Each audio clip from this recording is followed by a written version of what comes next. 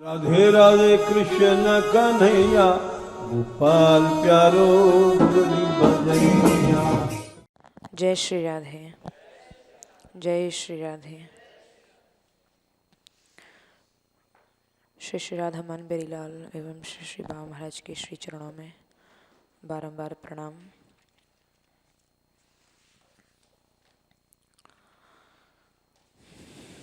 श्लोक संख्या 230। अप्रेक्षे कृतनिश्चयापि सुचिरं दृक्कोणतो वीक्षते मौने दार्ढ्यमुपाश्रितापि निगदेत तामेव यहीत्यहो अस्पर्शे सुधृताशयापि करयोर्धृत्वा बहिर्यापये द्राधाया इति मान दुस्थितिमहं प्रेक्षे हसन्ति कदा। इस पद्य में श्री राधा रानी के दिव्य श्रीमान की चर्चा ग्रंथकार कर रहे हैं, जिसका वे सखी भाव से भावित होकर दर्शन भी कर रहे हैं।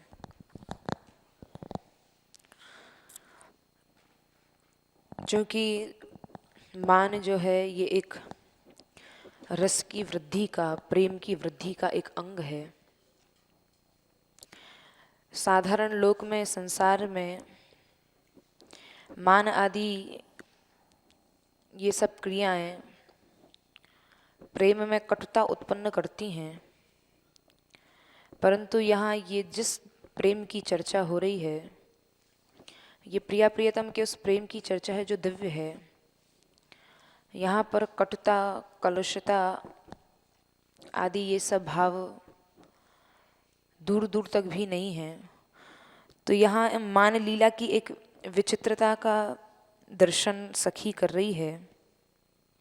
और ये मान क्यों हुआ है? पूर्व पद्य में हम लोगों ने सुना कि श्री श्याम सुंदर अपने सखाओं से कहते हैं, जब गौचारण करने के लिए आए हैं तो वहाँ गौचारण करते समय अपने सखाओं के साथ जब श्री राधा रानी का दर्शन किया है तो श्री जी के विषय में कहते हैं कि एक कोई अनिर्वचनीय देवी जो मेरे मन को चुरा ले गई है, ऐसा जादू डाला है।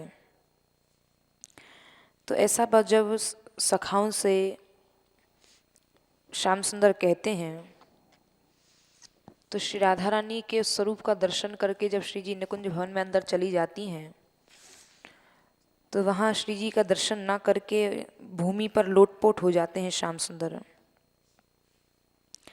तो इस प्रकार जब श्री राधा रानी का जो स्वभाव है वो हृदय से तो अत्यंत सुकोमल हैं, करुणामयी हैं, लेकिन चूंकि वो आसज्य हैं और श्याम सुंदर आसक्त हैं, तो आसज्य भाव की स्मृति रखते हुए श्री राधा रानी ऊपर से श्याम सुंदर से प्रतिकूल बनी रहती हैं, वाम बनी रहती हैं।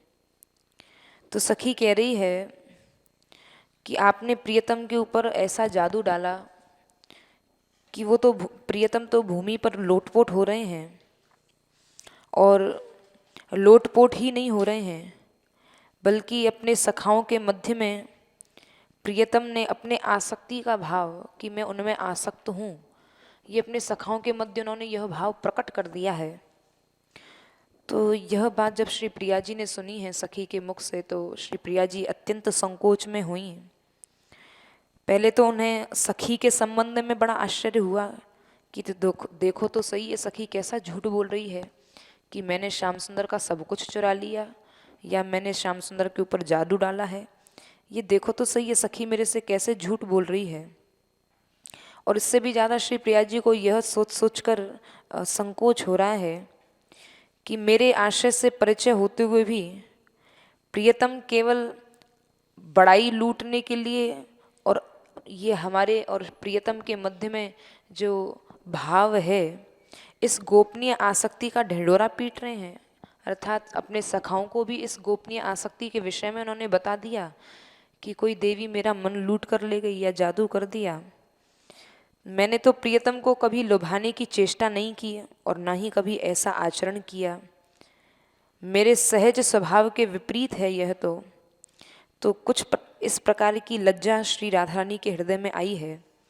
और कुछ झुंझलाहट कहने का यहाँ तात्पर्य जो है वो यही है कि ये प्रेम भरी झुंझलाहट उनको हुई और बेबसी के कारण श्री प्रिया जी ने वहाँ श्याम सुंदर से मान ठान लिया कि अब ये मेरे पास अंदर आएंगे तो मैं इनसे मान करके बैठ जाऊंगी। ये जो आसक्ति का ढिंढोरा था इन्होंने सखाओं के बीच में भी कह दिया, उसको प्रकट कर दिया। तो यहाँ पर यही ये प्रस्तुत पद्य की यहाँ संगति ग्रंथकार कर रहे हैं। तो इस स्थिति में जब श्याम सुंदर लोटपोट हो रहे हैं श्री प्रिया जी के मुखारविंद का दर्शन करके, श्री जी के स्वरूप का दर्शन करके आज ऐसी बेबसी सी अवस्था हो गई है कि कभी भूमि पर लोटपोट होते हैं तो कभी सखाओं को श्री जी के विषय में बताते हैं। तो इस प्रकार जब प्रियतम अनुनय का प्रदर्शन करते हुए जब वहाँ आए हाथ जोड़कर, तो सखी ने, जो प्रियतम की अंतरंग सखी है, उसने श्याम सुंदर का आदर किया है और श्री प्रिया जी के सामने अनुरोध किया है कि हे प्रियाजू, आप कैसे इस प्रकार प्रियतम से वाम होकर विराजी हुई हैं। देखो तो सही, प्रियतम आए हैं, कुछ तो देखिए, आप इनके ऊपर कुछ तो दृष्टिपात करिए, कुछ तो बातचीत करिए, कुछ तो बातचीत का सिलसिला आप शुरू करें। हाथ से स्पर्श करके देखो श्याम सुंदर आए हैं, इनका स्वागत तो आप करिए। प्रियतम की ओर से श्री प्रिया जी से अनुरोध और अनुनय विनय प्रार्थना सखी कर रही है। जब ऐसा सखी ने कहा है तो श्री राधा रानी ने उसके ऊपर कोई ध्यान नहीं दिया, लेकिन सखी ने देखा कि प्रिया जी का स्वभाव जो है ना, वो स्वभाव ऐसा है कि वो अत्यंत करुणामयी है, किसी को गिड़गिड़ाते हुए या किसी का कष्ट या दुख देख नहीं सकती हैं। तो मान जैसी एक ऐसी चीज़ है जो जब तक थोड़ा सा कठोर आदमी ना हो तब तक मान टिक नहीं सकता है, और कठोरता तो कहीं से कहीं तक श्री प्रिया जी में है ही नहीं। तो सखी देख रही है कि ये मान टिक नहीं रहा है श्री प्रिया जी के हृदय में, लेकिन फिर भी जबरदस्ती प्रिया जी इसको जबरन जमाई हुई हैं। तो यहाँ इस श्लोक के माध्यम से यही भाव प्रकट कर रही है सखी। अप्रेक्षे कृत निश्चयापि सुचरम दृक्कोण ते वीक्षते, मौने दाढ़ निगदेत तामेव याहित्यहो। सखी कह रही है, देखो तो सही कैसा आश्चर्य है, अहो, कि प्रियतम की ओर न देखने का निश्चय श्री जी ने कर लिया है, लेकिन फिर भी उन्हें कभी कभी मध्य मध्य में नेत्र की कोर से देखी जाती हैं अपनी, क्योंकि श्री प्रिया जी की इतनी नेत्र की कोरें विशाल हैं कि कब कब में प्रियतम को देख जाती हैं, ये प्रियतम जान ही नहीं पाते। ये सब लीला सखी देख रही है और दृढ़तापूर्वक मौन बने रहने का सोच रखा है कि ना मैं देखूंगी, ना ही आज मैं प्रियतम से कुछ बोलूंगी। आज इन्होंने ऐसा कर कैसे दिया। ये जो आसज्य और आसक्ति का भाव है, ये सखाओं के मध्य प्रकट कैसे कर दिया श्याम सुंदर ने, और मैं सब कुछ लूट कर ले गई। मतलब ये तो अपनी प्रशंसा करके और दूसरे की बदनामी करने वाला काम हो गया। भाई मैंने ऐसा क्या किया है। तो आज प्रिया जी ने मौन बन के सोच लिया, आज तो मैं मौन ही रहूंगी। तो दृढ़तापूर्वक मौन बने रहने की सोच कर यहाँ पर उसी के पास जाइए, ऐसा मध्य में श्री प्रिया जी कह देती हैं। और आज तो श्री प्रिया जी ने न देखने का भी विचार कर लिया, न बोलने का भी विचार कर लिया, और यहाँ तक कि आज तो प्रियतम को न स्पर्श करूँगी यह भी ठान लिया, न ही आज स्पर्श करूँगी। तो यहाँ उनके दोनों हाथ पकड़कर जब बार बार प्रियतम अनुनय विनय करते हैं, मानते ही नहीं हैं कि आज प्रिया जी कैसे रूठ गई हैं। कभी चरणों में बैठते हैं, कभी लोटपोट होने लगते हैं, कभी अपनी मधुर मधुर वाणी से उनको मनाते हैं। तो प्रिया जी देखती हैं कि श्याम सुंदर थक नहीं रहे हैं मुझे मनाते हुए। तो श्री प्रिया जी क्या करती हैं, प्रियतम के दोनों हाथों को पकड़कर और कुंज के बाहर कराती हैं, जाओ तुम कुंज के बाहर चले जाओ, यहाँ मत रहो, आज तुम्हारा वही स्थान है। तो दोनों हाथ पकड़कर कुंज से बाहर निकाल देती हैं। तो इस श्री राधा के इस प्रकार के जो मान है, अब न बोलने का विचार किया लेकिन फिर भी बोल रही हैं, न देखने का विचार किया फिर भी हाथ से पकड़ के, न स्पर्श करने का विचार किया फिर भी हाथ से पकड़ के कुंज से बाहर निकाल देती हैं। तो ये बड़ी कठिनाई से ये मान टिक नहीं रहा है, लेकिन फिर भी जबरदस्ती टिकाई हुई है। तो सखी कह रही है कि ऐसी श्री प्रिया जी को, ऐसी मानवती श्री प्रिया जी को हंसती हुई मैं कब देखूंगी। तो यहाँ अहो कहकर आश्चर्यपूर्ण एक, यहाँ अहो आश्चर्य शब्द में ऐसा नहीं कि कुछ गलत हो गया, ये आश्चर्यपूर्ण जो वचन है ये सखी का आनंद प्रकट कर रहा है कि कैसा आनंद है जिसका आनंद ये सखी कर रही है कि मान टिकना तो कठिन है, फिर भी इस दृश्य का आनंद तो दुर्लभ ही है, अर्थात अनिर्वचनीय है और बड़े भाग्य से मिलता है। तो यही सोचकर वह कहती है कि कदा, अर्थात मैं कब देखूंगी। हंसती है और हंस हंस के इस आनंद को ले रही है। देखो तो सही, स्पर्श करने की प्रिया जी मना कर रही हैं, फिर भी हाथ पकड़ के बाहर कराती हैं। तो सखी को हंसी आ रही है आज श्री प्रिया जी के मान पर। तो ये श्री प्रिया जी का जो मान है, तो सखी कह रही है कि जो अपनी प्रकृति से मेल नहीं खाती है उसके लिए किया गया प्रयत्न असफल ही होता है। ये प्रिया जी की प्रकृति ही नहीं है मान करना, लेकिन फिर भी जबरन मान किए हुए बैठी हैं। तो प्रेक्षे में देखूंगी, अर्थात प्र उपसर्ग लगाने के द्वारा यहाँ इस क्रिया में एक विशेषता बताई गई है कि मानो वह इसकी प्रतीक्षा कर रही है, देख रही है कि देखो तो सही, ये मान जो है श्री प्रिया जी का मान है, ये जैसे कपूर होता है, कपूर को जलाओ तो जलते ही वो थोड़ी देर में कब उड़ जाता है पता भी नहीं पड़ता है। तो श्री प्रिया जी का मान भी अब काफूर हो गया है, अथवा देखने के साथ ये सोच भी रही है कि देखूं तो ये मान रहता कैसे है। जो मान करके बैठी हैं आज इस मान की पूर्ति हो भी पाएगी कि नहीं, क्योंकि उसको पता है ये तुरंत उड़ जाएगा, ये कहाँ चला जाएगा ये मान श्री प्रिया जी भी नहीं जान पाएंगी। और रहता भी है अगर ये मान, तो देखूं तो आज इस मान के चलते श्री प्रिया जी क्या क्या करती हैं और बाद में क्या होता है, क्योंकि मन के ऊपर उठने को ही मान कहा जाता है और मान करने वाले का मन अपने विषय से ऊंचा उठ सकता है। तो यहाँ पर ये अस्पृक्त होने के कारण दो मनों की आपस में पटरी नहीं बैठती है, तभी वहाँ मान होता है। तो ऐसी स्थिति में सब इंद्रियां भी अपने स्वामी के मन का अनुसरण करती हैं। तो ये मान का एक लक्षण है, लेकिन प्रिया जी का स्वभाव से ही करुणाशील हैं, तो इसलिए इस मान को यहाँ टिकने में, प्रिया जी के साथ टिकने में कठिनाई हो रही है। अब प्रिया जी का स्वभाव करुणामयी है और ये मान कहाँ से यहाँ टिकेगा। तो इस प्रसंग में दोनों बीच यही उक्ति प्रयुक्ति की कल्पना की जाए कि वो टिकने का प्रयास भी कर रहा है लेकिन टिक भी नहीं पा रहा है। तो उसी प्रकार कुछ इस मान की बड़ी सुंदर व्याख्या सखी कर रही है कि ऐसा ही कुछ यहाँ हुआ है कि कृष्ण कहते हैं कि हे राधे, हे मेरी स्वामिनी, हे प्रिय, क्यों मेरे संबंध में ही तुमने हट पकड़ रखा है, क्यों मान करके बैठी हो, मेरे लिए तो ये बहुत ही अनुचित है। तो प्रिया जी उत्तर देती हैं, अच्छा अच्छा तुम हमें मत समझाओ कि हमें क्या करना चाहिए, थोड़ी देर तुम ठहर जाओ। तो प्रियतम कहते हैं, यह मान तो कठोरता पर ही पलता है। जो आदमी कठोर हो, जिसका हृदय कठोर हो, वहीं इसका पालन पोषण हो सकता है मान का। लेकिन अगर आपका स्वभाव तो ऐसा है ही नहीं, तो ये मान का टिकना या अत्यंत कठोर है, क्योंकि इस हालत में टिके रहने पर भी उसका स्वरूप नष्ट हो जाएगा। अब मेरे संबंध में आपको क्या नीति अपनानी चाहिए।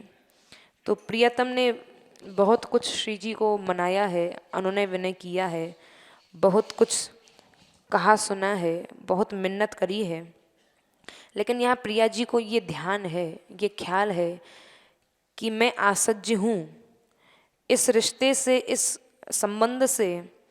मैं तो इच्छा ना होते हुए भी मैंने मान को पकड़ रखा है। अगर मैं ऐसे ही मान जाऊंगी तो मैं आसज्य हूँ, यह कैसे टिक पाएगा। तो इस प्रकार जब श्री राधा रानी को यह अपने संबंध के विषय में ध्यान है कि मैं आसज्य हूँ, तो उसके लिए तो ये मान ही ठीक है। लेकिन मान को साधना कठिन भी हो जाता है, उससे साधना भी पड़ता है। मान की दुख स्थिति से यही अभिप्राय है। तो इसी भाव को यहाँ स्पष्ट कर रहे हैं कि न देखने का निश्चय करके आंखों की कोर से देखती रहती हैं श्री राधा रानी। न देखने का निश्चय किया लेकिन फिर भी देख रही हैं। तो यहाँ व्याकरण के नियमानुसार इस शब्द का यह विग्रह होगा प्रेक्षणमेव प्रेक्षः, देखना ही प्रेक्ष है। निश्चय का अर्थ यह है कि खूब सोच समझकर निर्णय करना। आज यहाँ श्री प्रिया जी ने खूब सोच समझकर निर्णय किया हुआ है। क्या निर्णय किया हुआ है कि यदि मैंने इनकी तरफ देखकर यदि मैं हंसती हूँ तो फिर इनकी निर्लज्जता को प्रोत्साहन ही मिलेगा। ये तो सोच लेंगे कि मैंने मान ही नहीं किया, फिर तो ये तुरंत इनका क्या भरोसा, मेरे को देखते ही ये तो चंचल हो जाते हैं, हृदय से लगा लें। अगर हृदय से लगा लिया तो फिर मान कहाँ टिक पाएगा। तो इसलिए श्री प्रिया जी जबरदस्त मान को लिए बैठी हैं कि अगर मैंने इनकी तरफ देखा तो देखते ही मेरी हंसी निकल जाएगी, और हंसी निकली तो जहाँ नेत्रों से नेत्रों का मिलन हुआ तो वहाँ मान कैसा रह पाएगा। तो इसी नीति की दृष्टिकोण से ये ठीक नहीं है। तो नीति कहती है, क्योंकि श्री प्रिया जी ने आज ये निर्णय खूब सोच समझ के लिया है, खूब, तो नीति तो कहती है कि बिना दंड दिए शुद्ध नहीं होता है, इसलिए दंड का विधान उचित है, दंड देना भी चाहिए। जैसे कोई हाथी की बुद्धि जब जड़ हो जाती है तो उसको खूब दंड दिया जाता है, तो फिर से वह अपने पुनः स्थिति में आता है। तो श्री प्रिया जी सोच रही हैं कि इन्होंने आज ये दंड देने योग्य कार्य किया है। तो ये दंड देने योग्य कार्य क्या है? श्री प्रिया जी कह रही हैं कि बिना सोचे विचारे इन्होंने मेरी बात अपने मित्रों तक फैला दी कि कोई देवी मेरा सर्वस्व लूट के ले गई, इसलिए इनकी ओर नज़र न करना ही उचित है, क्योंकि ये मेरी आंखें देखकर ही जीवित रहते हैं। मेरे नेत्रों का दृष्टिपात्र ही श्री प्रिया जी देखती हैं, वही श्याम सुंदर की प्रियतम की संजीवनी है। तो श्री प्रिया जी समझ गई यदि मैं नहीं देखूंगी तो ये इनके लिए इतना ही दंड पर्याप्त है। तो इसी कारण से श्री प्रिया जी ने न देखने का ऐसा विचार कर लिया है, किंतु ऐसा करने के बाद भी निश्चित कृपा भाव की प्रेरणा से बहुत देर तक सुचिरम प्रियतम को अपनी कोर से देख लेती हैं। तो यहाँ मध्य मध्य में अब कृपा भाव का स्वाभाविक श्री प्रिया जी का स्वभाव है, कृपा करना, दया करना, करुणा करना, तो वो स्वभाव कहाँ जाएगा। तो स्वभाव के कारण श्री प्रिया जी कभी कभी मध्य मध्य में बोलते बोलते अपनी नेत्र की कोरों से एक चोरी भरी नेत्रों से देख जाती हैं। तो यहाँ पर अपी जो शब्द है, ये अपी यहाँ इस भाव को सूचित करता है कि यहाँ पर जो श्री राधा रानी हैं, जो नेत्र की कोरों से देख रही हैं, तो इस संबंध को यहाँ पर देहली दीपक न्यास से समझना चाहिए कि सुचिरम दृक्कोणते वीक्षते। यहाँ पर श्री प्रिया जी अर्थात न देखने का निश्चय करके भी बहुत देर तक आँख की कोरों से भी देखती हैं, अर्थात देख भी रही हैं और नहीं भी देख रही हैं। ये दोनों ही भाव हैं। जैसे देहली पर रखा हुआ दीपक अंदर भी प्रकाश करता है और बाहर भी प्रकाश करता है, तो ऐसे श्री प्रिया जी ने जो निश्चय कर रखा है कि नहीं देखूंगी, तो नहीं भी देख रही हैं लेकिन देख भी रही हैं। और सुचिरम का अर्थ है कि देर तक। तो कितनी देर तक, इसका क्या मापदंड है कि कितनी देर तक श्री प्रिया जी नहीं देख रही हैं। तो इसका मापदंड अपने अपने स्वभाव के अनुसार निर्धारित किया जाता है। जैसे कोई कर्कशा स्त्री होती है तो वो लंबे समय तक उसका मान रहता है, लेकिन जो कोमल प्रकृति की स्त्रियां होती हैं उनके लिए तो एक क्षण का आयाम भी लंबा हो जाता है। तो वही सुकुमार वृत्ति श्री राधा रानी की है, उनका हृदय सुचिरम का यहाँ अर्थ है त्रुटिर्युगायते त्वाम अपश्यताम, क्योंकि श्री राधा रानी अत्यंत कोमल उनका स्वभाव है। तो यहाँ पर आपको देखे बिना भी युग बीत जाता है, तो श्री राधा रानी के नेत्र के प्रांत अर्थात अपने अपांग से देखती हैं। और रहने दीजिए ऐसा कहकर श्याम सुंदर को, जब फिर से श्याम सुंदर हाथ जोड़कर आ जाते हैं तो श्री प्रिया जी कहती हैं आप तो रहने ही दीजिए, आप जैसों के लिए आप जैसे तो आप ही हैं, तो आप इस लायक कहाँ कि आपकी तरफ नजर फेरी जाए, मैं आपको देखूं, आप इस लायक नहीं हैं अब। तो वास्तविकता यह है कि आपको तो आँख से क्या, आँख के कोने से भी नहीं देखना चाहिए, जो अर्थात श्री प्रिया जी आँख के कोने से देख रही हैं। तो प्रिया जी ये स्पष्ट कर रही हैं कि जो मैं आँख के कोने से देख रही हूँ उससे भी नहीं देखना चाहिए। और यहाँ वीक्षते, वी उपसर्ग का अर्थ यह है कि प्रिया जी बड़े विवेक पूर्वक देखती हैं कि प्रियतम को तो मेरे रूप ने लाचार कर दिया है, बेचारे इनका क्या दोष है। तो कृपा करने के लिए नेत्र की ओर से देख रही हैं, क्योंकि कहीं ऐसा ना हो कि देरी सहन न होने के कारण इनके मुख पर उदासी आ जाए। अब देखो कैसा मान है, उस मान में भी श्री प्रिया जी प्रियतम के ही सुख का ध्यान रख रही हैं कि कहीं अत्यंत उदासी आ गई, क्योंकि ये दृष्टि ही श्री प्रिया जी की ही दृष्टि श्याम सुंदर की संजीवनी है। तो इसीलिए सोच रही है कि अधिक कहीं उदासी आ गई तो ये मेरे लिए ही दुख हो जाएगा। तो इस प्रकार के आशय से, भाव से श्री राधा रानी ने प्रियतम को अपनी नेत्र की कोर से देखा है, अथवा इस भावना से देखा कि देखती हूँ। यहाँ कई भाव श्री प्रिया जी के नेत्र की कोर से जो देख रही हैं उसके प्रकट किए हैं। तो दूसरा भाव यह है कि भावना से देखती हूँ कि ये क्या करते हैं। इस भावना से श्री राधा रानी देख रही हैं, देखूँ तो सही है खड़े खड़े कर क्या रहे हैं। निश्चय तो यही कर लिया है श्री प्रिया जी ने कि बहुत देर तक नहीं देखूंगी, पर उससे भूलकर बीच में ही दया आ गई। अब स्वभाव आ गया मध्य में, अब सब कुछ भूल भी गई और दया के विवश होकर नेत्र के कोने से देखने लगती हैं। तो प्रियतम ने अपना भाग्य माना है, अहो भाग्य। और जैसे ही श्याम सुंदर देखते हैं कि श्री प्रिया जी नेत्र की कोर से मुझे देख रही हैं, अर्थात कहीं कहीं मुझे देख रही हैं, प्रियतम मेरे विषय में अभी पूर्ण मान नहीं है, इससे प्रियतम समझ गए। तो हाथ जोड़कर प्रियतम बोले, हे मेरी आराध्या, हे देवी, आपके हृदय में जो भाव है उसके अनुसार न चलने वाले को तो दंड ही देना चाहिए, और आपके नेत्र कोण के द्वारा देखने से ही मैं तो निहाल हो गया। मैं आपका अत्यंत अनुग्रहित हूँ। तब मौन रहने के संबंध में कहते हैं, बोले दृष्टि से नहीं देखूंगी, यह बात तो समझ में आ गई, लेकिन मध्य मध्य में श्री प्रिया जी देख लेती हैं। अब यहाँ सखी कह रही हैं, न बोलने के संबंध में बता रही है कि श्री जी ने यह भी प्रतिज्ञा की थी कि मैं बोलूँगी नहीं, तो उसका क्या भाव है। तो सी लीला को यहाँ सखी प्रकट कर रही है। यहाँ न बोलने के संबंध में बता रहे हैं कि वाणी को नियंत्रित रखने में दृढ़ता का अवलंबन करके, अर्थात अब तो बोलूँगी ही नहीं, ऐसा श्री प्रिया जी ने सोच लिया, अपना पक्का हृदय कर लिया। न बोलने का कारण यह है कि उन्होंने यह कह दिया कि प्रसिद्ध, अकथनीय एवं लावण्य आदि गुणों से विशिष्ट, श्याम सुंदर कह रहे हैं सखाओं से, क्योंकि श्री प्रिया जी ने इस बात पर न बोलने का विचार किया, क्योंकि श्याम सुंदर ने सखाओं से कहा था कि कोई प्रसिद्ध और अकथनीय और लावण्य आदि गुणों से युक्त विशिष्ट कोई देवी मेरा सर्वस्व लूट कर ले गई, मुझे निंदा का विषय बना दिया। अतः बातचीत के सहारे ही जो जीता है उसके लिए तो मौन ही दंड है। तो यहाँ पर मौन जो रखा है श्री प्रिया जी ने, वो दंड के रूप में श्याम सुंदर के लिए रखा है। नहीं तो फिर से आसक्ति के रोग से ग्रस्त होकर बिना किसी लज्जा शर्म के अगर मैं इनको ये दंड नहीं दूंगी तो फिर से पता नहीं मेरे विषय में क्या क्या ये कहते फिरेंगे। तो ऐसे ही किसी आशय से प्रिया जी ने ये दृढ़ संकल्प कर लिया। दृढ़ रहने से मतलब है कि निर्णय कर लिया कि मैं बोलूँगी ही नहीं, लेकिन अपनी दयाशील प्रकृति से डरकर प्रिया जी ने मौन का आश्रय नहीं लिया है। यहाँ मौन केवल मौन ही नहीं बल्कि दृढ़ता का आश्रय लिया है। आज प्रिया जी दृढ़ हो गई हैं, क्योंकि आज प्रिया जी जो दृढ़ हुई हैं, क्योंकि इस मौन का क्या विश्वास है, मौन तो कभी भी टूट सकता है, लेकिन यदि दृढ़ता पूर्वक जो मौन लिया जाएगा वो जल्दी से नहीं टूट सकता। इसलिए यहाँ मौन कहने से नहीं है, मौन का आश्रय नहीं लिया है, बल्कि यहाँ दृढ़ता का आश्रय श्री प्रिया जी ने लिया है।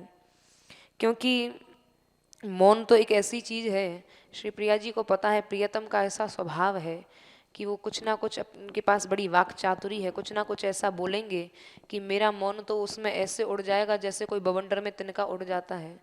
तो इसलिए यहाँ केवल मौन ही नहीं कहा, दृढ़ता पूर्वक मौन श्री प्रिया जी ने लिया है, तो उसी का मैं आश्रय ग्रहण करूँगी।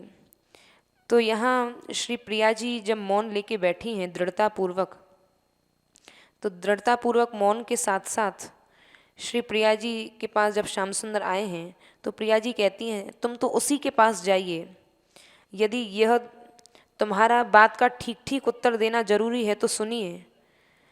प्रियतम से कह रही हैं, ना तो मैं देवी हूँ और न मैंने सबके प्यारे के सर्वस्व को चुराया है। यह तो एक भले आदमी की व्यर्थ बदनामी ही तुम कर रहे हो कि मैंने तुम्हारा सब कुछ चुरा लिया है। और तुमने कहा कि मैं एक देवी हूँ, ना तो मैं कोई देवी हूँ और ना मैंने तुम्हारा कुछ भी चुराया है। तुम तो उसी की आराधना करिए जिसने तुम्हारा चुराया हो, मैंने तो तुम्हारा कुछ नहीं चुराया है। जाओ उसी के पास जाओ जिसने तुम्हारा चुराया है, क्योंकि जिसने चुराया है उसी से तो वस्तु तुमको वापस मिलेगी। तो वो उसी के पास जाइए, क्योंकि श्री प्रिया जी ने यहाँ मध्य में व्यंग्य भी कर दिया है। सखी इस लीला का दर्शन कर रही है और श्याम सुंदर श्री प्रिया जी ने कहा है कि अरे जिन्हें बालकपन से ही चोरी की आदत होती है ना, उनको सारी दुनिया ही चोर दिखाई देती है। तुम तो बचपन से ही चोर हो, तो तुम्हें तो सभी चोर दिखाई देंगे। मेरे ऊपर भी चोरी का लांछन लगाते हो कि मैंने तुम्हारा चुरा लिया, क्योंकि तुम खुद चोर हो ना। तुम उसी दृष्टि से, उसी चश्मे से सबको देखते हो कि मैंने चुरा लिया, तुम हमारी बदनामी करते हो। इसलिए श्री प्रिया जी ने कहा है कि जैसे जिसके आचरण होते हैं सामने वाले को भी वो वैसा ही समझता है। इसलिए जाओ, या ही अर्थात जाओ, इस प्रकार के भाव व्यक्त किए हैं। तो प्रिया जी के मौन तोड़ देने पर प्रियतम ने अपने भाग्य को सराहा कि चलो, प्रिया जी का एक नियम, एक जो व्रत था, जो श्री प्रिया जी ने आज सोच रखा था कि मैं देखूंगी नहीं, तो श्री प्रिया जी ने देख भी लिया। जो दूसरा व्रत लेके बैठी हुई थी कि श्री प्रियतम से बोलूंगी नहीं, तो प्रियतम कह रहे हैं कि आज तो श्री प्रिया जी ने ये मौन भी तोड़ दिया, तो अपने भाग्य को सराह रहे हैं। अब इसके बाद दोनों हाथ जोड़कर श्री प्रिया जी के चरणों में पड़ जाते हैं और कभी अंचल पकड़ते हैं। अस्पर्शे सुधृता शयापी। प्रियतम को प्रिया जी ने आज ये विचार कर लिया था, जो 3 नियम लिए थे कि ना ही देखूंगी, ना ही बोलूंगी, ना ही प्रियतम का स्मरण करूंगी, तो 2 व्रत तो प्रियतम ने अपनी चातुरी से श्री प्रिया जी के खंडित कर दिए। अब तीसरा जो व्रत है कि प्रियतम को नहीं छूंगी, आज तो प्रियतम को न छूने का मन में विचार पक्का कर लिया है। तो अहो, अब तक किसी प्रकार की बदनामी श्री प्रिया जी कह रही हैं, मुझे छू नहीं पाई है, किंतु आज इन्होंने ये भी मेरे ऊपर अभियोग लगा दिया कि मैंने इनकी सब वस्तु हरण कर ली। अपने सखाओं के मध्य में, अपने मित्रों के मध्य में इन्होंने मुझे बदनाम कर दिया है। अतः मेरे स्पर्श पर जीवित रहने वाले, क्योंकि मेरा स्पर्श ही इनके जीवन का आधार है, इनके लिए मैं नहीं इनका स्पर्श करूंगी, यही इनके लिए सबसे बड़ा दंड है। मन में कुछ इस प्रकार का भाव लेकर प्रिया जी ने आज निश्चय कर लिया है कि मैं स्पर्श करूंगी ही नहीं। आज तो मन पक्का करके ठान लिया है। किंतु जिस प्रकार न देखने का निश्चय और मौन की दृढ़ता का उन्हें विश्वास था, अब यहाँ सखी को संदेह हो गया कि जो ना स्पर्श करने की ठान ली है, ये स्पर्श करने का न ठानने का जो विचार है, ये नियम भी पहले 2 नियमों की भांति टिक पाएगा कि ये भी टूट जाएगा। ये अब सखी को संदेह हो रहा है। बोले ये आखिरी व्रत है, अब देखें तो सही इसका क्या होता है। अब प्रिया जी ने देखा कि प्रियतम का हृदय जो है, श्री प्रिया जी के सखी दर्शन कर रही है इस लीला का, कि श्री प्रिया जी के चरणों को छूने के लिए श्री प्रियतम का अब मन उल्लसित हो रहा है कि बोले इस व्रत को भी मैं खंडित करके ही रहूँगा। अब कैसे छुएं। अब पैरों पर से प्रियतम को जबरन, जब प्रियतम ने श्री प्रिया जी के चरणों को छुआ है, तो छूने के बाद श्री प्रिया जी ने देखा कि अब तो ये हमारे चरणों में ही पड़ गए, मेरा तो व्रत था कि मैं इनको छूंगी भी नहीं। तो पैरों पर से प्रियतम को जबरदस्ती अपनी ओर खींचकर पकड़ लिया, और जिससे कि प्रियतम को यहाँ तो श्री प्रिया जी को स्पर्श करने के लिए और सहायता मिल गई। और यह व्यंग है। तो पकड़ने के बाद क्या किया है कि पैरों में जब श्री प्रियतम पड़े हैं, अनुनय विनय कर रहे हैं और अनुनय विनय में व्यस्त हैं, और श्री प्रिया जी ने प्रियतम को हाथ पकड़ के और कहा कि ये स्थान तुम्हारे लिए नहीं है, अब तो तुम कुंज से बाहर ही चले जाओ। स्वयं श्री प्रिया जी ने हाथ पकड़ा प्रियतम का और उनको निकुंज से बाहर करके आई हैं। तो यहाँ श्री श्याम सुंदर ने श्री प्रिया जी का जो तीसरा व्रत था उसको भी खंडित कर दिया। तो जब यहाँ पर हाथ पैरों का स्पर्श कर रहा था, तो प्रिया जी ने उसे झटक के अलग कर दिया। तो श्री प्रिया जी ने जब अलग कर दिया है, तो दूसरे यहाँ युक्ति सोची श्याम सुंदर ने। तब श्री श्याम सुंदर ने उनका अंचल पकड़ लिया, तो अंचल को भी श्री प्रिया जी ने झटक दिया। जब प्रियतम इस तरह कई तरह की हरकत करने लगे हैं तो प्रिया जी ने रुष्ट होकर अपने हाथों से प्रियतम के दोनों हाथ थाम लिए। तो इस प्रकार नहीं देखूंगी, न ही बोलूंगी, न ही छूंगी, ये सब संकल्प श्री प्रिया जी के ढह गए हैं। तो इस रीति से व्रत भंग हो जाने के कारण मान कठिन स्थिति में सखी कह रही है मैं कब देखूंगी, यह इसका अन्वय है। तो एक दूसरे प्रकार से भी यहाँ टीकाकार इसका बड़ा सुंदर व्याख्यान किए हैं कि इस तरह की जो लीला हो रही है, अब यहाँ पर अहो का संबंध, जो अहो कहकर सखी उद्बोधित कर रही है, यहाँ अहो का संबंध उसके साथ के ही पदों के द्वारा लगाया जाए तो अर्थ यह होगा जिसने आपकी चीज चुराई है उसी के पास जाइए। यह श्री प्रिया जी ने श्याम सुंदर से कहा है। और फिर बाद में स्मरण आया, श्री राधा रानी कह रही हैं तुमने कहा कि मैं देवी हूँ, तो मैं देवी कहाँ। तो स्वयं आश्चर्य करती हुई बाद में कुंज से बाहर श्री प्रिया जी कर देती हैं, तुमने मेरे को देवी भी कहा, मेरे को तुमने चोर भी सिद्ध कर दिया। तो इसलिए निगदेत यापयेत, ये दोनों क्रियाएं यहाँ पर संभावनार्थक क्रियाएं हैं, जिसका अर्थ यह है कि सखी की संभावना है कि ऐसी स्थिति में जब श्री श्याम सुंदर आएंगे तो ऐसी स्थिति में प्रिया जी ऐसा ऐसा करेंगी, अर्थात प्रिया जी श्याम सुंदर को बाहर ले जाएंगी और उनको निकुंज से बाहर वहाँ छोड़ आएंगी, उनका स्पर्श नहीं करेंगी लेकिन फिर भी उनको देखेंगी। तो यहाँ ऐसा ऐसा ये सखी संभावना कर रही है कि ऐसा ऐसा श्री प्रिया जी करेंगी। पहले प्रिया जी के नेत्र की कोरों से देखते हुए जो दृढ़ता मौन साधे हुए यहाँ पर श्री प्रिया जी बैठी हुई हैं, तो सखी को मन में ये पूरा भरोसा था कि अंत में प्रिया जी के हृदय में कृपा भाव उमड़ेगा ही, ऐसा हो ही नहीं सकता कि ये मान टिका रह जाए, ऐसा हो ही नहीं सकता।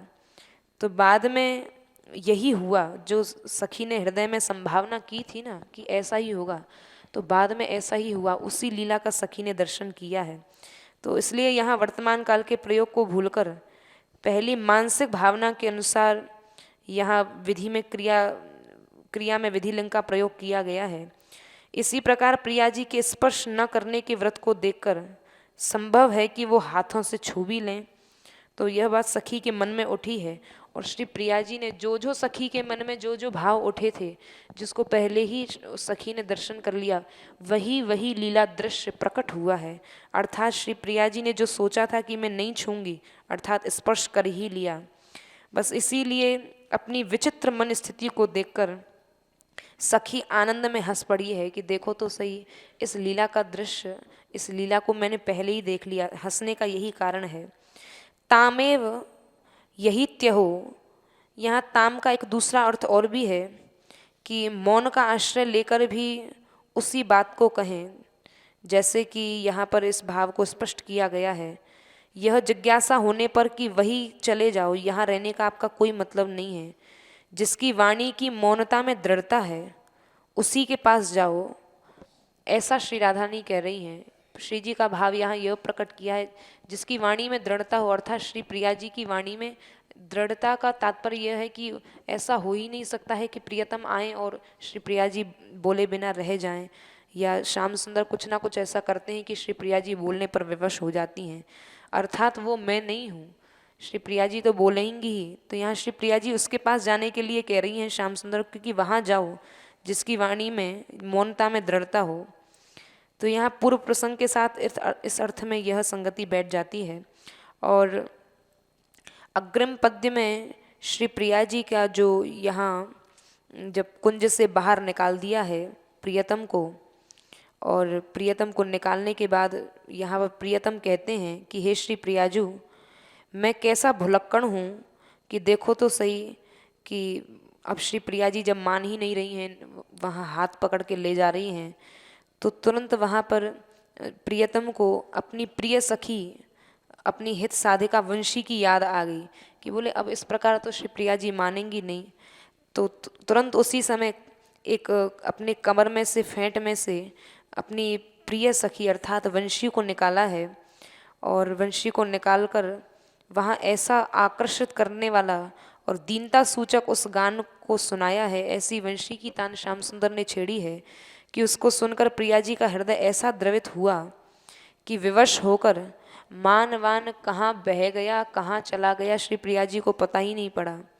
और मान के भ्रम को छोड़कर श्री प्रियतम को अपने हृदय से बड़े कसके लगा लिया श्री प्रिया जी ने। और उसके बाद प्रसन्न होकर अपने हाथों से प्रियतम को वहाँ आभूषण भी पहनाए हैं, श्रृंगार भी किया है, एकांत कुंज में जाके मिली भी हैं, फिर बिहार भी हुआ है।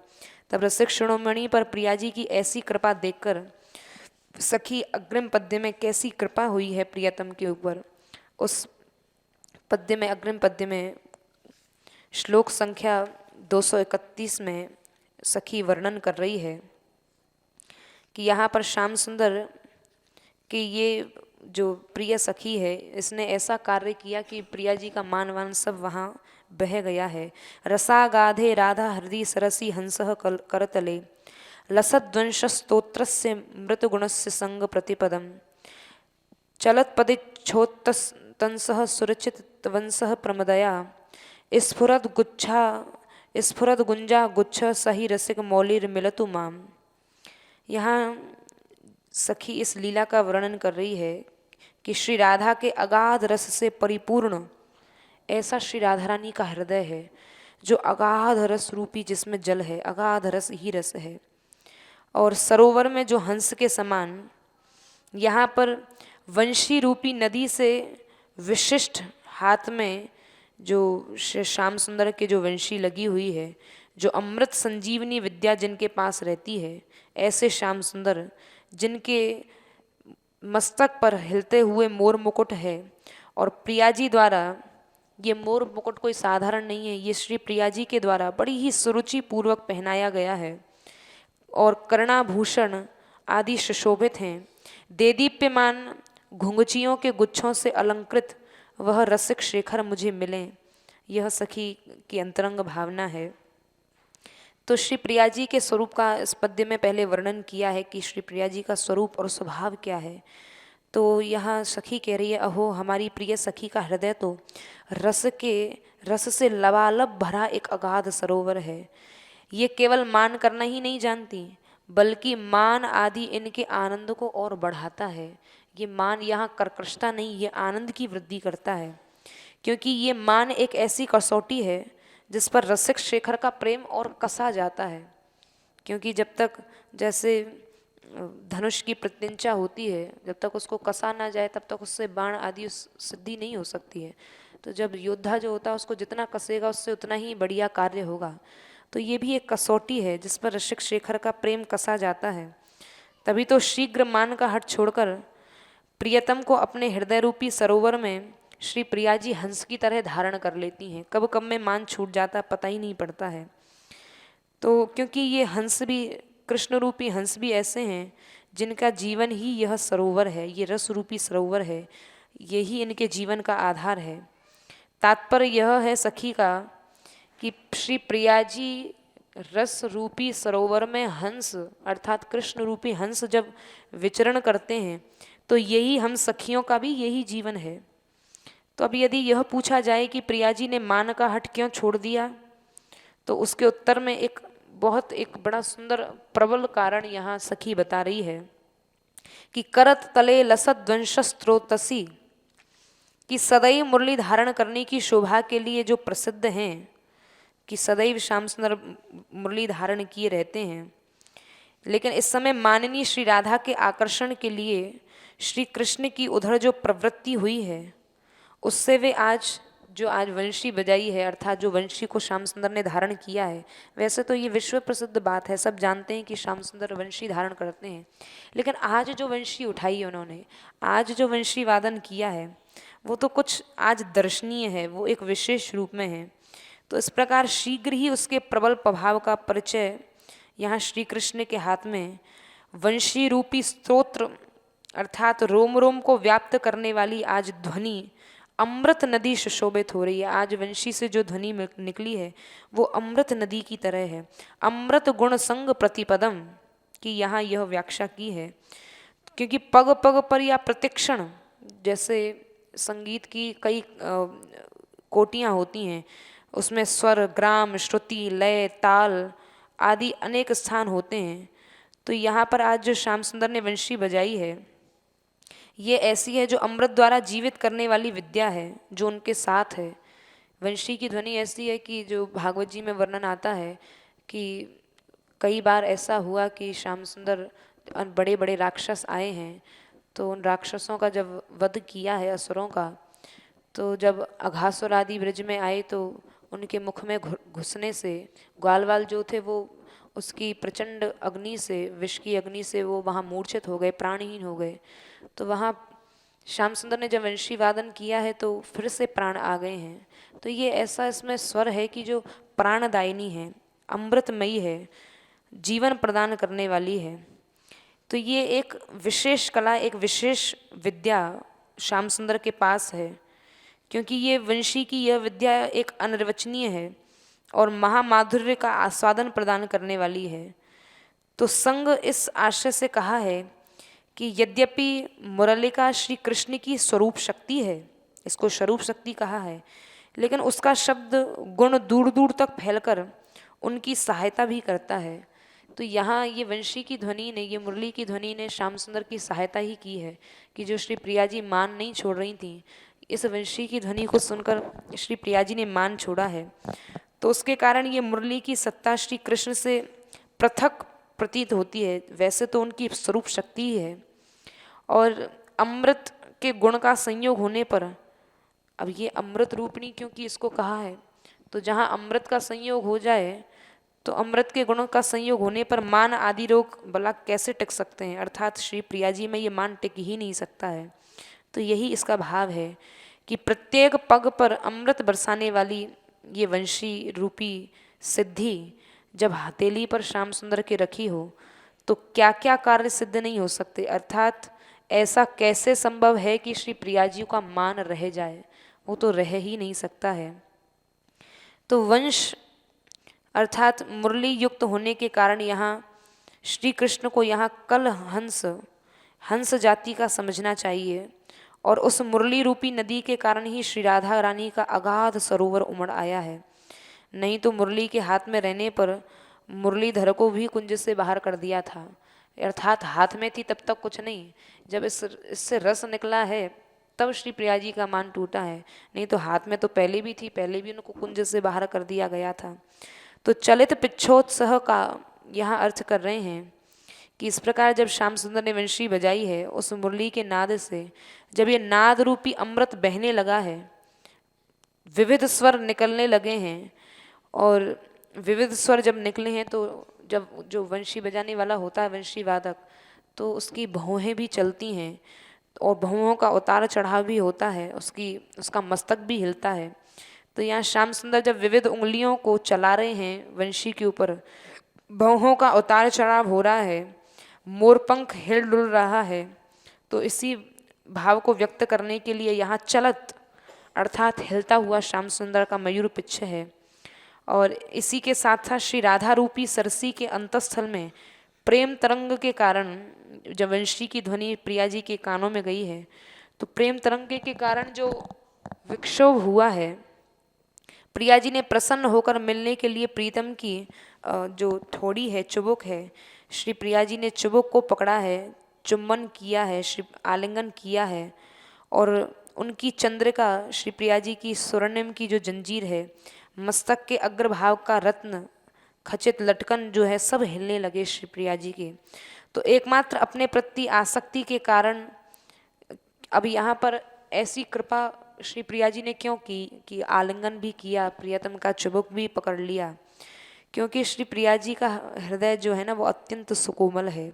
श्री प्रिया जी को स्मरण हुआया कि देखो मैंने जो ये 3 व्रत लिए थे कि ना मैं प्रियतम की ओर देखूंगी, ना प्रियतम से मैं बोलूंगी, और ना ही मैं उनका स्पर्श करूंगी। तो जब तक मैंने इस नियम का पालन किया तो बेचारे प्रियतम को कितनी देर तक उनको विविध सुख सहने पड़े, कितना मान उन्होंने मेरा झेला है।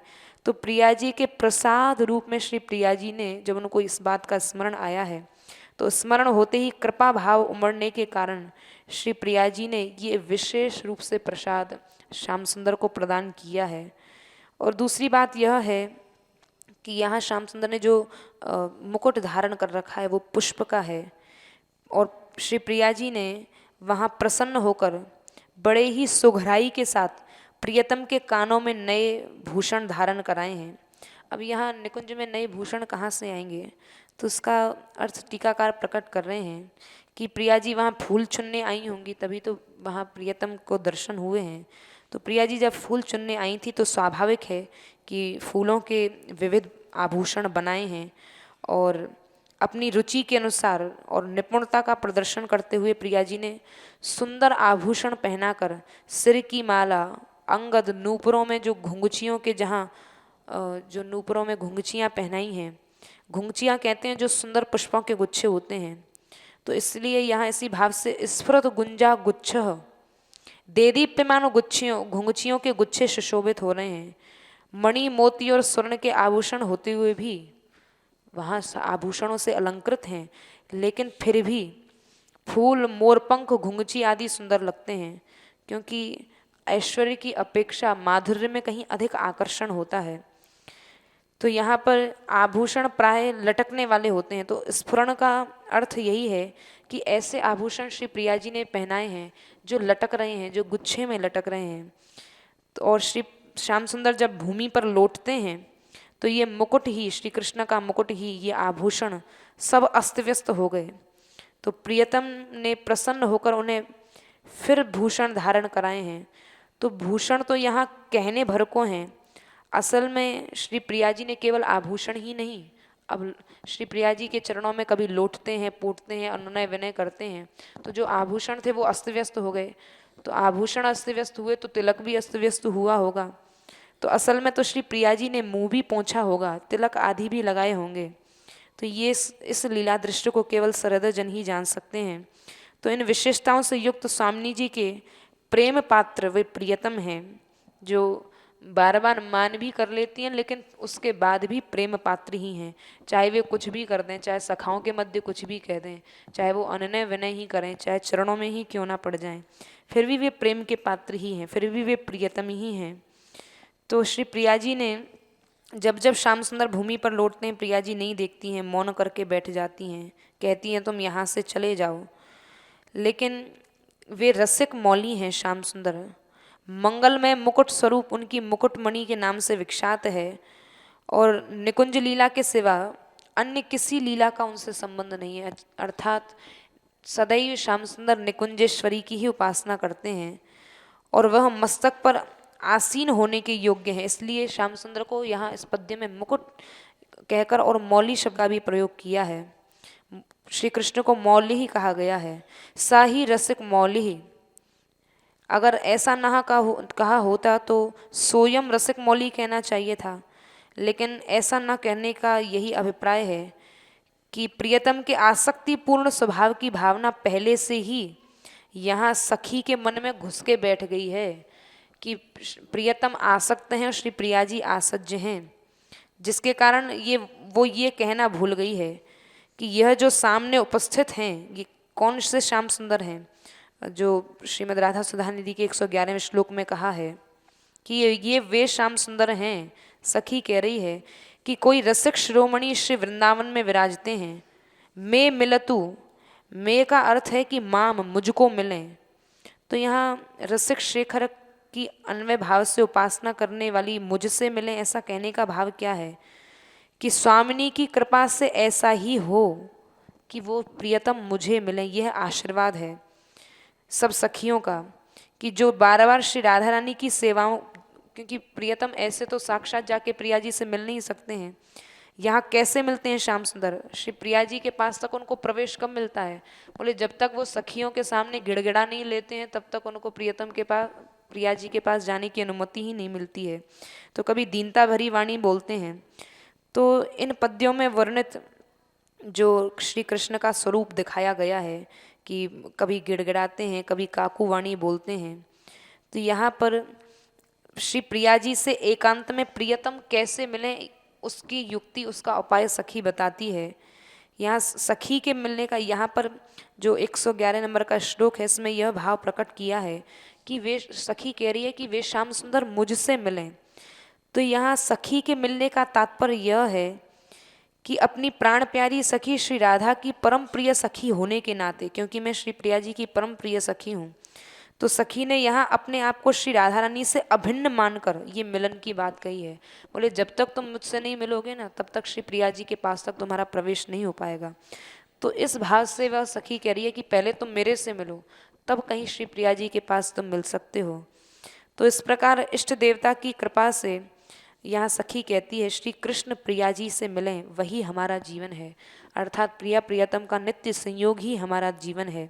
यह आशीर्वाद उक्ति है। और युगल को एकांत में मिलते देखकर यहाँ सखी को जो आनंद हुआ है, उसी की अभिव्यक्ति यहाँ की गई है। क्योंकि अमरकोश के अनुसार उत्तंस और अवतंस ये शब्द कर्णाभूषण और मुकुट के अर्थ में प्रयोग होते हैं। यदि पद्य को यहाँ पर फुटकर माना जाए तो यहाँ ग्रंथकार की जो उक्ति है स कहकर वह परोक्ष श्री कृष्ण का जो बोध कहा है वो उचित ही है। और यहाँ पर इस भाव को इस प्रकार भी बताया गया है कि रसिक श्रोमणी होने के नाते श्याम सुंदर ने, क्योंकि वो रसिक श्रोमणी हैं और श्री प्रिया जी आसज्य हैं और वो आसक्त हैं, तो ये भाव कैसे प्रकट होता है। श्याम सुंदर जो है आसक्ति का कंकण सदैव अपने हाथ में बांधे रहते हैं, तो उन्होंने ये इसी भाव से बांध रखा है कि श्री प्रिया जी में मैं आसक्त हूँ, वो मेरी आसज्य हैं। तो श्याम सुंदर इस नियम का पालन करते हैं और इस नियम का पालन करते हुए वो गोपियों से अनुनय विनय भी करते हैं और दिखाते हैं कि देखो प्रिया जी मेरी कितनी मैं कितना उनसे प्रेम करता हूँ, स्नेह करता हूँ। यह यहाँ सखी का भाव है कि ऐसे वे कृष्ण यहाँ कुंज गलियों में घूमते हैं कि वो श्री राधा रानी, वो श्री प्रिया जी मुझे मिल जाएं। और श्री प्रिया जी का मान जब नहीं टूटता है तो उस समय श्याम सुंदर अपनी उस वंशी का आश्रय लेते हैं। और जब वंशी का आश्रय लेते हैं तो वंशी के आश्रय से श्री प्रिया जी के मान को भंग करने की चेष्टा करते हैं, जिसमें प्रियतम सफल भी हो जाते हैं। श्री प्रिया जी का कब कब में मान टूट जाता है, श्री प्रिया जी भी नहीं जानती हैं। इस लीला का दर्शन यहाँ सखी कर रही है। जय श्री राधे। नाभाजी ने हरवर्ष जी के बारे में लिखा है राधा चरण प्रधान।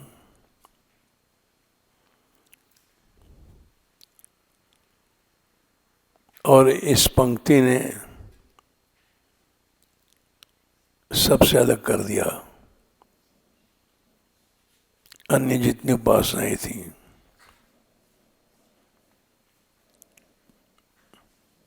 क्योंकि गौड़ीय ग्रंथों में कृष्ण प्रधान है और वही परंपरा चल रही थी।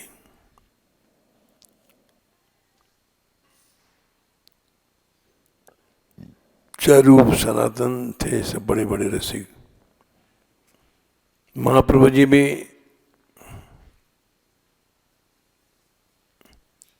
राय रामानंद जी से मुंह पर हाथ दिया जब वो बहुत रस की बात करने लगे। जिन्होंने पढ़ा है वो जानते हैं। क्यों चुप कर दिया, ये बड़ा विचित्र प्रश्न है। इसका अधिकारी संसार नहीं है।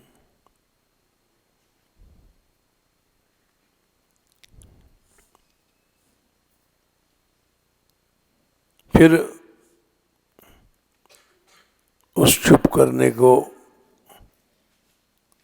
वृंदावन रसिकों ने खोल दिया।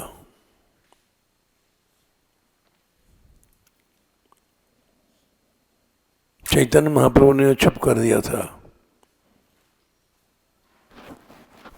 संसार इस रस का अधिकारी नहीं है।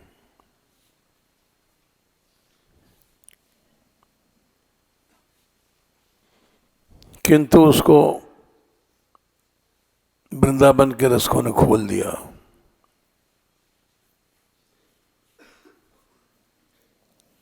क्यों खोला?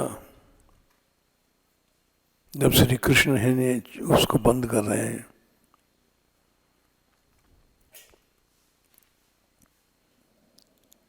इसलिए खोला कि श्री जी की सहचरियाँ वो अधिकार है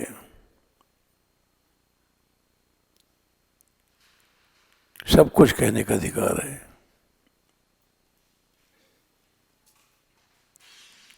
इस बात को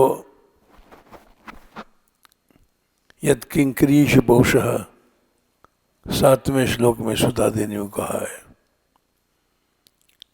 राधा रानी तो छोड़ दो, उनकी किंकरियों के आगे श्याम सुंदर काकू वाणी बोलते हैं। इसलिए उनको अधिकार है कि जिस चीज को कृष्ण नहीं चाहते हैं उसको भी प्रकट कर दें। ये हम इसलिए कह रहे हैं कि हम जो हिस्ट्री पढ़ते थे तब भी ब्रज की लीलाएं पढ़ते थे।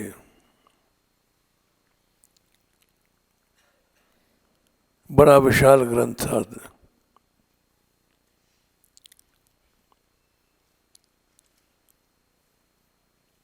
उसको पढ़ने के बाद ये समझ में आया कि ब्रज में ऐसे रसिक हैं जो श्री जी को प्रधान मानते हैं।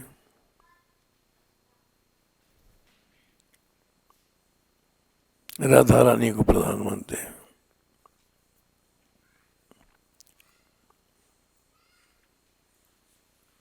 किंतु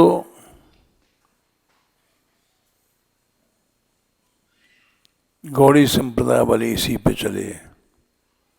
चैतन्य महाप्रभु जी ने जो स्थापित किया था उससे अलग इन्होंने राधा चरण प्रधान उपासना प्रारंभ किया। नाभाजी ने कहा है।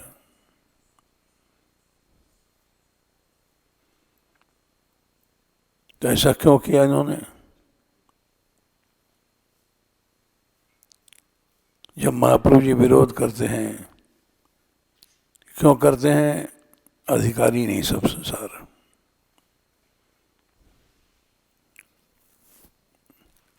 किंतु वही महाप्रभु जी समर्थन भी करते हैं। रामन जी जगन्नाथ जी के मंदिर में जो देव कन्याएं थीं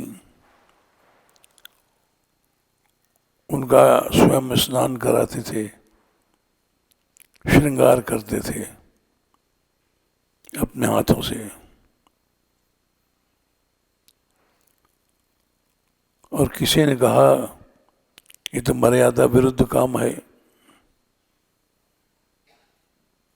क्योंकि चैतन्य महाप्रभु जी ने बहुत बड़ी मर्यादा जीवन में रखी। स्त्री शब्द भी नहीं कहते थे।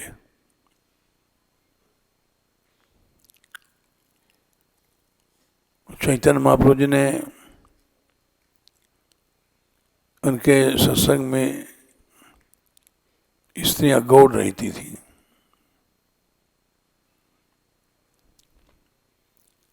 ये क्यों किया उन्होंने? कलयुग आने वाला है, संसार कामी बन जाएगा, प्रेम को नहीं समझ पाएगा। इसलिए युग की दृष्टि से उन्होंने किया। किंतु वही महाप्रभु जी जब उनसे किसी ने शिकायत किया कि राय रामानंद जी जो देव कन्याएं हैं उनको स्नान कराते हैं, श्रृंगार धारण कराते हैं, ये तो गलत बात है। आप तो अपने मुंह से स्त्री शब्द भी नहीं केवल बोलते हैं। उनकी आलोचना सुन करके महाप्रभु जी ने कान अपने बंद कर लिए, ऐसा नहीं कहो भाई, राधानंद जी की निंदा हम नहीं सुन सकते।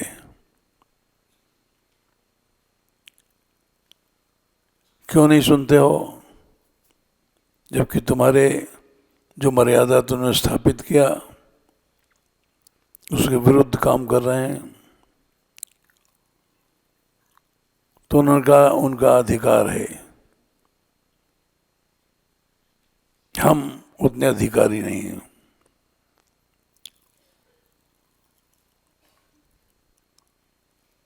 फिर श्री जी के सहचर्यों ने अवतार लिया। वंशी साक्षात हरवंश जी हैं, ललता जी हरदास जी हैं, व्यास जी विशाखा हैं। इन सब साचार्यों ने गुप्त निकुंज धर्म खोल दिया। क्यों खोल दिया? क्योंकि यत किंकरीश पोषा खल को अगुवाणी, जिन राधा रानी की किंकरियों के आगे कृष्ण काकुवाणी बोलते हैं, विनय के शब्द बोलते हैं, इसलिए इनको अधिकार था उसको खेल खोलने का। इसलिए इन्होंने जो खोला, इनका अधिकार था, उतना कृष्ण का अधिकार नहीं था। समाधान हमको मिल गया। ये भीतर की वस्तु है उपासना करना।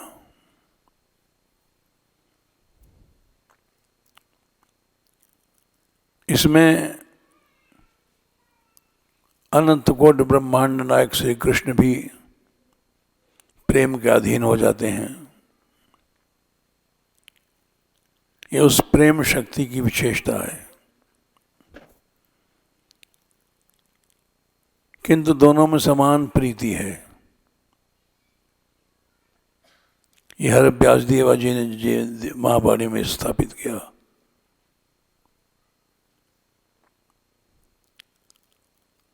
उत्तर मिल गया, रति समान है किंतु प्रेम की अधीनता दिखाते हैं श्याम सुंदर।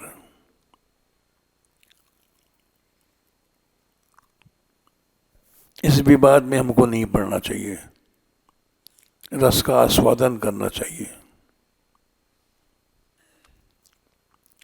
इसलिए 54 में हमने एक मान का याद किया था कवित।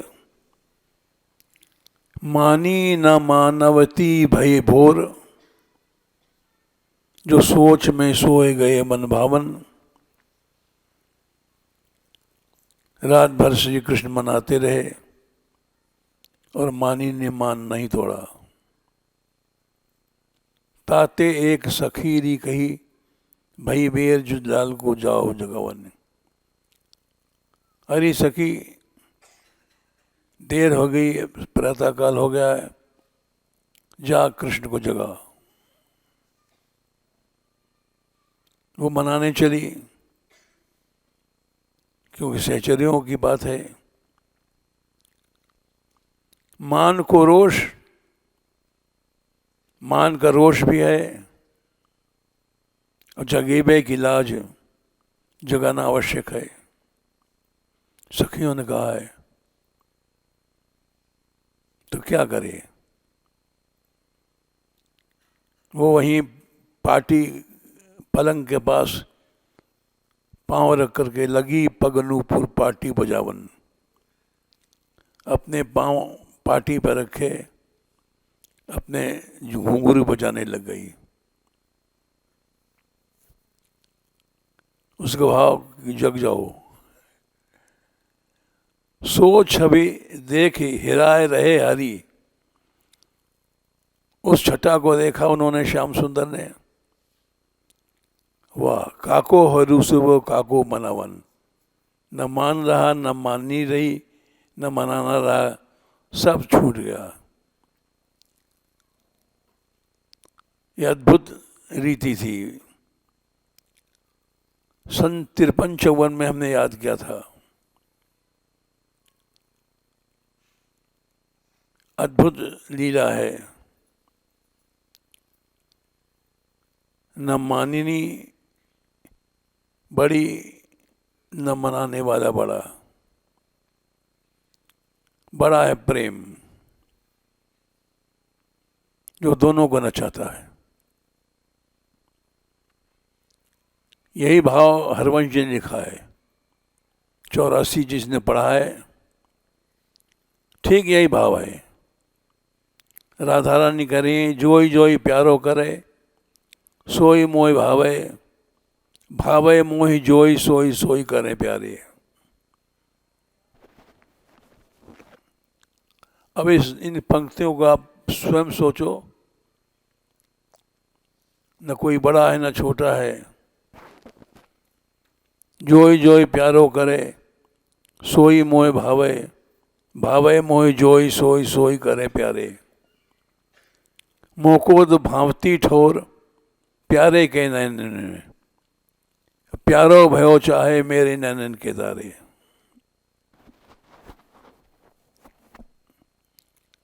मेरे तन मन प्राण हूते प्रीतम प्रिय, अपने कोटिक प्राण प्रीतम मोह सोहारे। जय श्री हितहरवंश हंस हंसनी सांवल गोर, कौन को कहो कौन करे जल तरंगन न्यारे। पानी और लहर को अलग नहीं किया जा सकता। ये 84 में पहला पद है हरवंश जी का।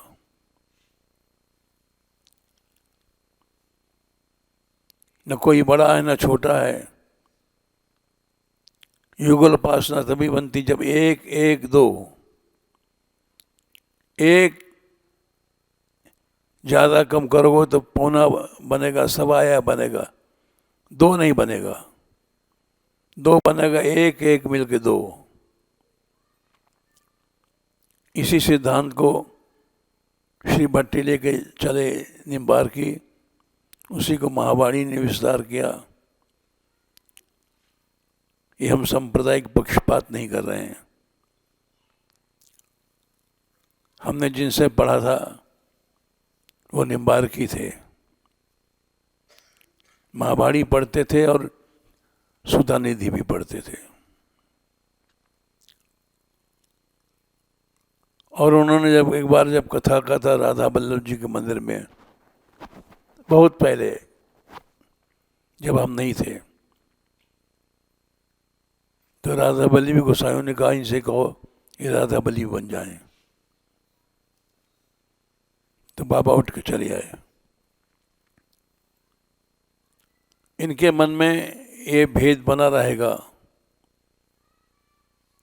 ये नाभाजी की उस पंक्ति को सिद्धांत मान लिया है, राधा चरण प्रधान। उपासना उन्होंने किया राधा चरण प्रधान, लेकिन नाभाजी के मत ये नहीं था कौन बड़ा कौन छोटा, दोनों में समान रति है। इसी में शांति मिली और यही हम आज तक समझे हैं।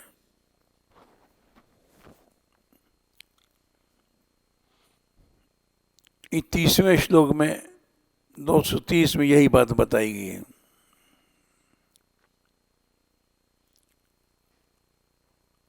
राधा रानी सोचती हम इनको नहीं देखेंगे, लेकिन नेत्रों की कोणों से देखती हैं।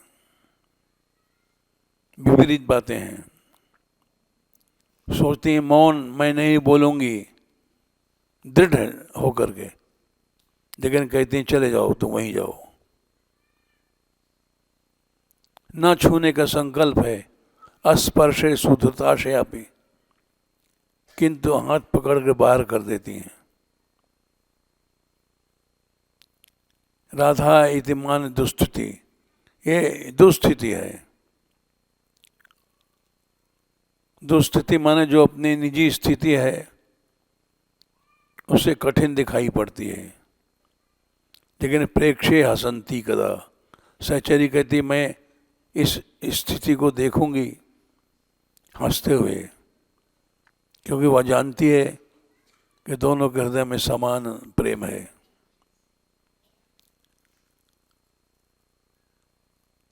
रस की रीति में नायक का अधिक होना आवश्यक है। अनंत कोटि ब्रह्मांड नायक होकर के भी वे आधीन हो जाते हैं। ये रस की स्थिति बताने के लिए।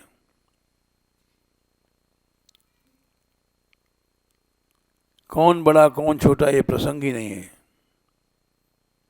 लेकिन संप्रदाय वालों ने उसको दूसरा अर्थ लगाया।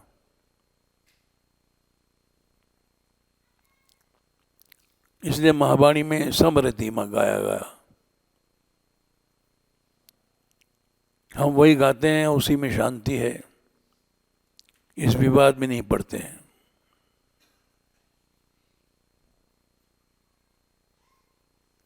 यह सांप्रदायिक विवाद है, इनसे अलग है रति प्रेम। इस पद्धति का हरवंश जी ने खंडन किया।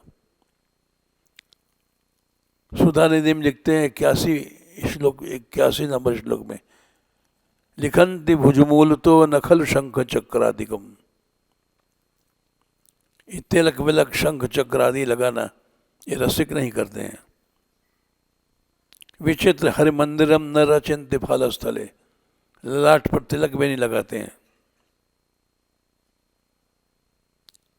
यहाँ तक लसत तुलसी मालिकाम दशरथ कंठ पीठे निभा, तुलसी की माला पहने चाहने पले। गुरुर भजन विक्रमाद, ऐसा श्रेष्ठ भजन पद्धति करने वाले का ही कितने हैं, अर्थात नहीं के बराबर हैं। ये सुधा निधिकार ने लिखा है। ऐसे नहीं है संसार में उपासक। इस विवाद से दूर रहो, आस्वादन करो।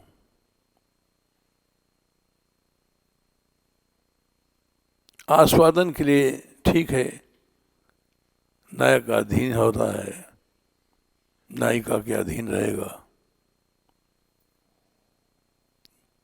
किंतु प्रेम रति किसका बड़ा है किसका छोटा है, इसमें नहीं पड़ना चाहिए। जय श्री राधे।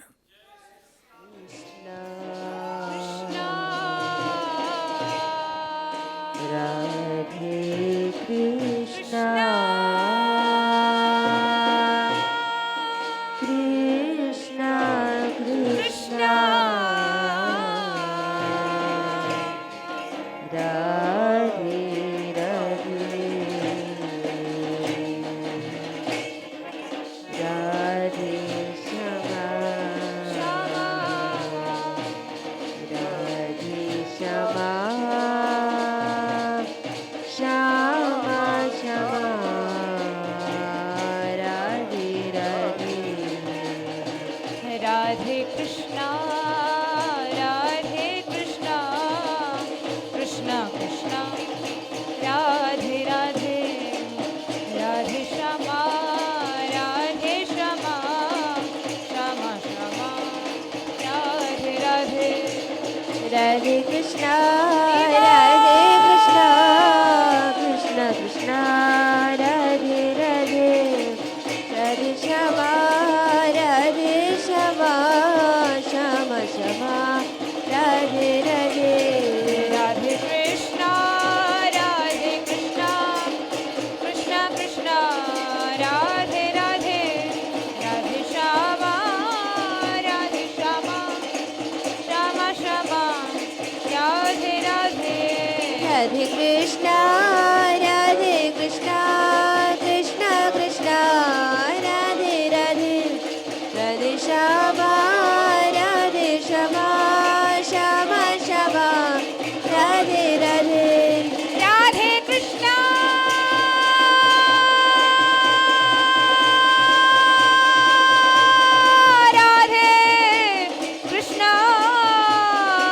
कृष्णा कृष्णा राधे राधे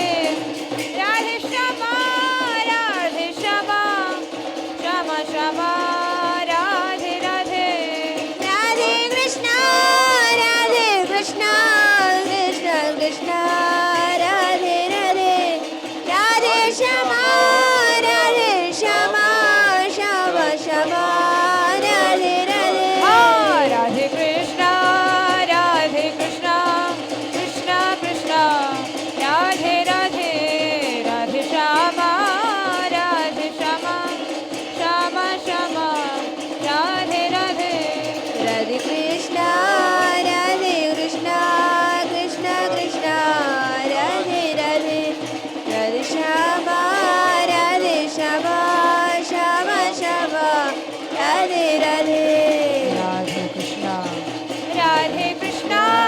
कृष्णा कृष्णा राधे राधे राधे श्यामा श्यामा श्यामा श्यामा राधे राधे राधे कृष्णा कृष्ण कृष्ण राधे राधे राधे श्यामा श्यामा श्यामा श्यामा राधे राधे